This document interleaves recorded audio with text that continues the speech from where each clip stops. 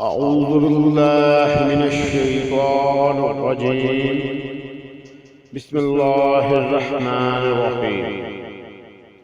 السلام علیکم معزز خواتین و حضرات، اس طرح کی پیاری پیاری ویڈیو دیکھنے کے لیے ہمارے چینل کو سبسکرائب کریں اور بیل کے آئیکن کو دبائیں تاکہ آپ کو ہماری ویڈیو سب سے پہلے ملتی رہے۔ بنی اسرائیل میں ایک عابد کسی پہاڑ کے ایک غار میں رہا کرتا تھا۔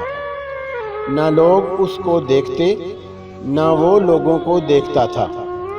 اس کے ہاں پانی کا ایک چشمہ تھا جہاں سے وہ وضو کرتا اور پانی پیتا اور زمین میں اگے ہوئے پھولوں سے غذا حاصل کیا کرتا تھا۔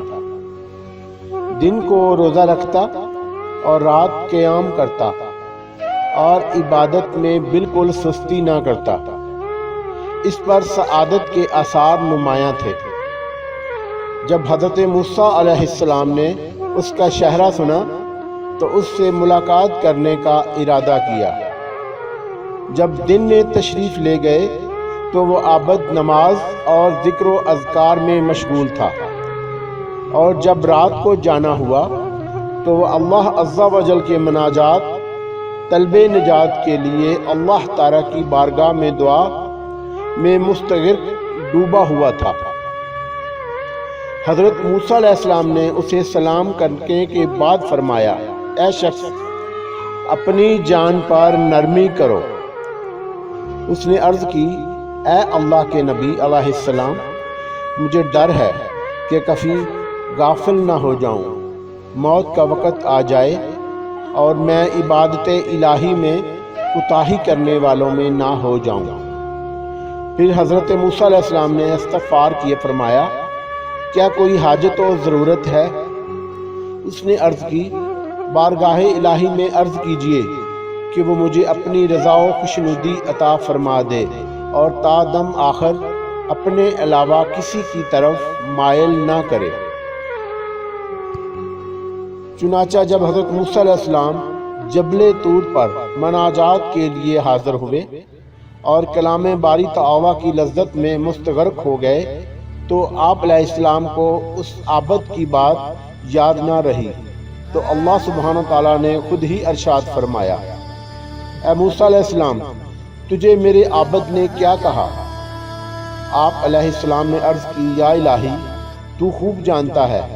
اس نے مجھے کہا کہ میں تجھ سے دعا کروں کہ اسے اپنی رضا و خوشنودی عطا فرما دے اور اپنے علاوہ کسی میں مشغول نہ کر یہاں تک کہ وہ تجھ سے آ ملے۔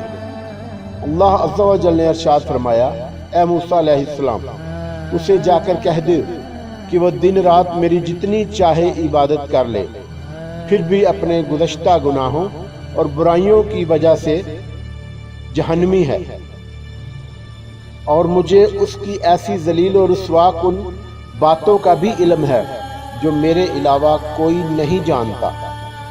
چنانچہ حضرت موسیٰ علیہ السلام اس کے پاس تشریف لائے اور اسے رب عز و جل کا فرمان سنایا اور اس کے گزشتہ بڑے بڑے گناہوں کے متعلق بتایا، تو اس نے کہا، مرحبا، میں اپنے رب کا فیصلہ اور حکم دل و جان سے تسلیم کرتا ہوں۔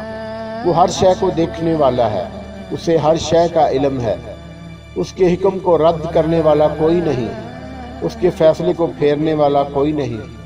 یہ کہہ کر وہ بہت زیادہ رونے لگا اور عرض کی، اے موسیٰ علیہ السلام، اس کی عزت و جلال کی قسم، وہ اگر مجھے اپنے دروازے سے دھتکار بھی دے تو بھی میں اس کے دروازے پر پڑا رہوں گا، کبھی نہ ہٹوں گا، اور اگر مجھے جلا دے یا میرے ٹکڑے ٹکڑے کر دے تو بھی میں اس کی بارگاہ سے کبھی نہ پھروں گا۔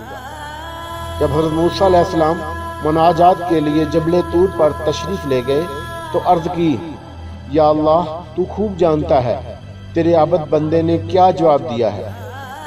اللہ سبحانہ تعالیٰ نے ارشاد فرمایا، اے موسیٰ علیہ السلام، اس کو خوشخبری سنا دو کہ وہ اہل جنت میں سے ہے اور اسے میری رحمت و احسان نے گھیر لیا ہے، اور اسے یہ بھی کہنا کہ تو نے میرے فیصلے کو صبر و رضا سے گلے لگایا اور میرے حکم و فیصلے کے باوجود راضی رہا۔ اب تیرے گناہوں سے زمین و آسمان اور درمیانی فضا بھی بھر جائے اور تمام سمندر بھی بھر جائیں تو بھی میں تیری مغفرت فرما دوں گا، کیونکہ میں بہت کریم اور بخشنے والا مہربان ہوں۔ جب حضرت موسیٰ علیہ السلام نے عابد کو یہ خوشخبری دی تو سجدے میں گر پڑا اور اپنے رب عز و جل کی حمد کی اور سجدے میں پڑا رہا یہاں تک کہ اس کا طائر روح کف سے انصری سے پرواز کر گیا۔ اللہ پاک مجھ سمیت ہم سب کو ایسا ہی شاکر اور راضی بار رضائے رب تعالی بنا دے، آمین ثم آمین یا رب العالمین۔